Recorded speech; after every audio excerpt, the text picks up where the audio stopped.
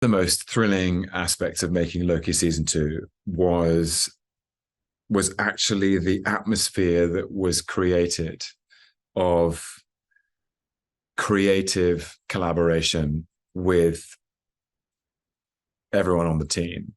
Kevin Wright, our producer, Justin Benson and Aaron Moorhead are directors of episodes 1, 4, 5, and 6. Kasra Farahani, our production designer and director of episode 3, and Dan DeLu, our director of episode 2.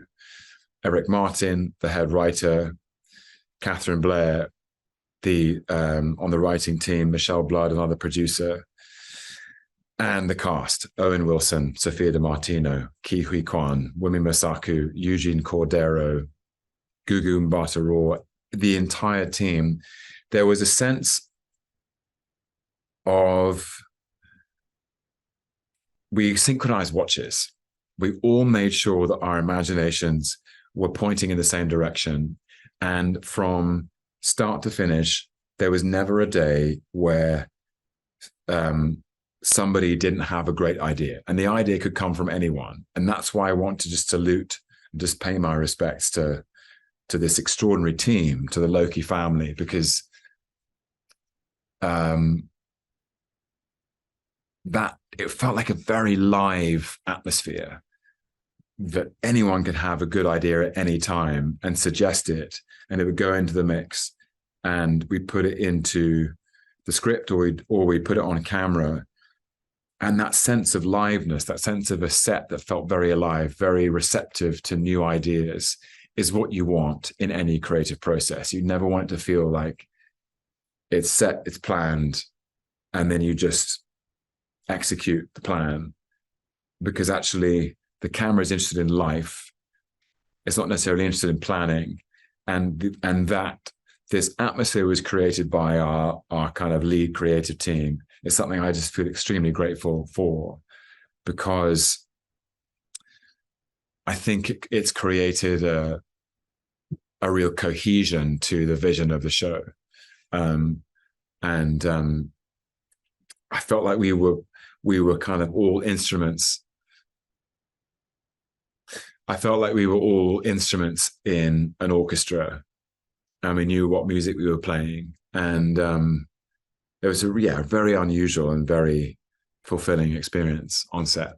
So my hats off to them, our directors, our producers, and our wonderful actors.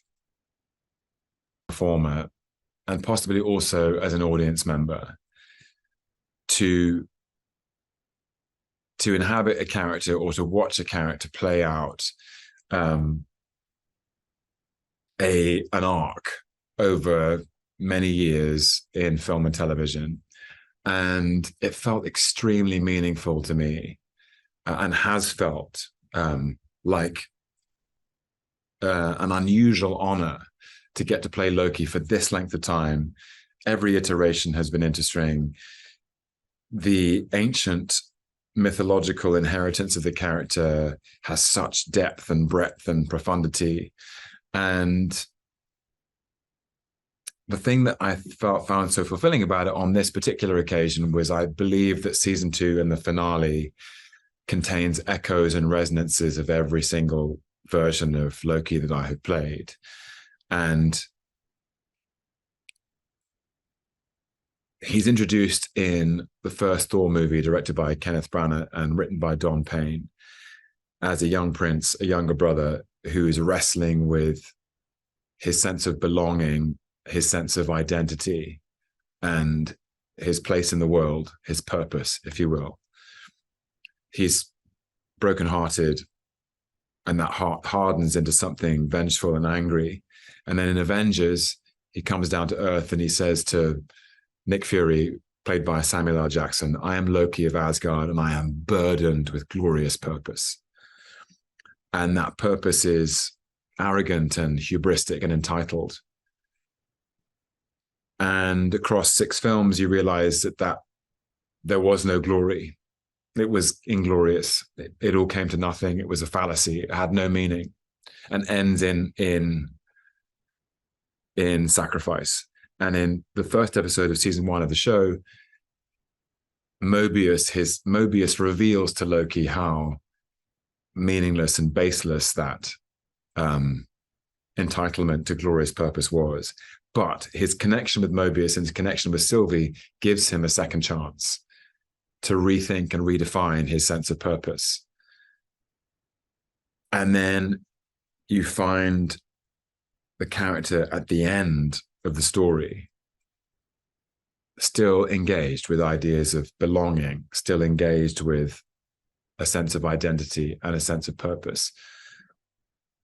But those are infused with a new kind of humility, and the broken soul from that first Thor movie has gone on such a journey in his lived experience and in his heart that he's able to heal aspects or fragments of that broken soul and redefine it for himself. And I hope that redemption is meaningful for the audience. It certainly felt meaningful for me. Loki in season 2 is confronted immediately by problems, by anxiety, by crisis. At the end of season 1, Sylvie kills He Who Remains.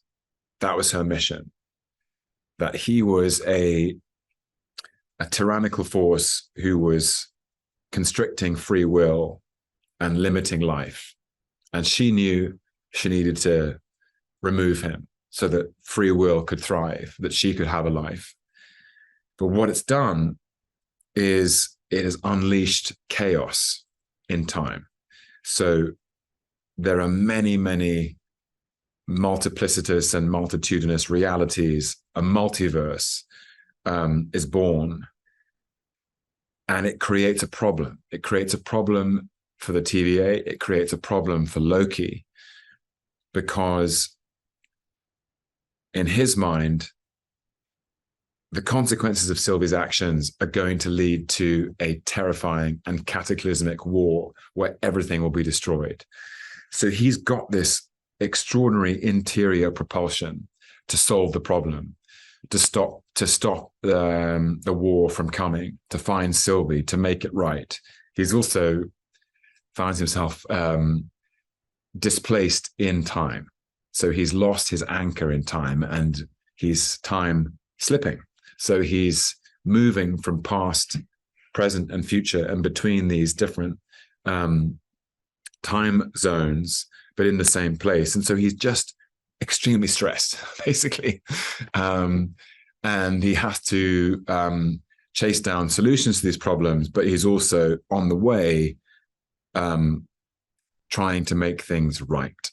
He's trying to make better choices. He's trying to redefine his glorious purpose. I think it gives him a new clarity, a new and interesting point of view. Loki in season 2 is more humble, more sincere, more open, more curious, and more resolute. I think there's a resolution in him that will not be bent, will not be corrupted, I think. Now that the season 2 finale of Loki has aired, I feel in the performing of it, in the planning of it, in the developing of it, in the writing of it, that Loki's sacrifice was wholly appropriate and, for me personally, very moving. You got a character who, for as long as he's been around, has been driven by self-interest, isolated largely by himself. On the surface, charismatic and charming and playful, but on the inside, defensive and vulnerable and hurt and alone. and someone who's never felt like he belongs anywhere. And so rather than live in the vulnerability of not belonging, he tries to fashion the world so that it belongs to him. It's full of drive, and he's at the center of it. And I think the journey he goes on across season 2 is that through his connection with Mobius and his connection with Sylvie, Mobius as a friend and a guide, Sylvie is a mirror that reflects and challenges him. And all these, his other friends, B15 and Casey and OB, and his experiences in the TVA, they have opened up his heart and mind to the possibility of trusting this character who can never be trusted, who's not worthy of being trusted.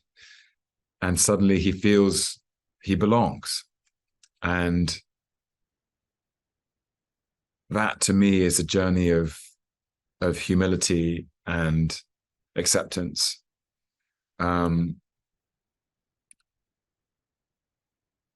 the idea that somebody who once arrived and said he was burdened with glorious purpose, that he was entitled to it, that it was all about glory, that by the end he understands that purpose is about selflessness and generosity and love, and that he has a purpose that can help others live. I just found it, I hope, it had a poetic resolution that I found extremely satisfying. And I hope that the audience feel that too, and that it resonates with them. I think we can all connect to it. I think we all need to feel in charge of our own lives. We like to. We all understand, I hope, that we can rewrite the story, that we have the free will to make the choices which add up to the picture of our lives. And that it's Loki who's asking those questions, to me, is fascinating.